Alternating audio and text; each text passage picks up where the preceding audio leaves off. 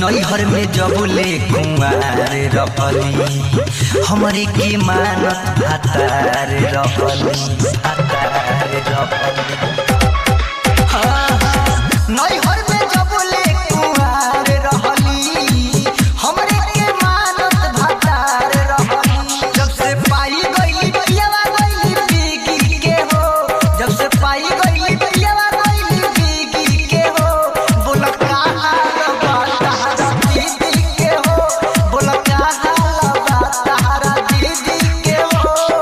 दीदी के हो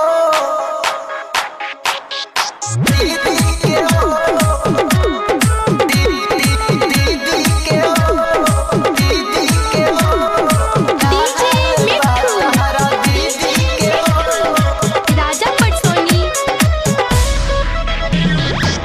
मनुआ के बहिया में झूल गई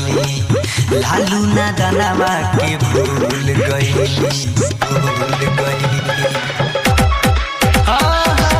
मनुआ के बहिया में झूल गई लालू ना दानावा के भूल गई बुरा हाल बाबे तारे के सवर दीदी के हो बुरा हाल बाबे दीपक बिट्टू दीदी के हो बोल का हाल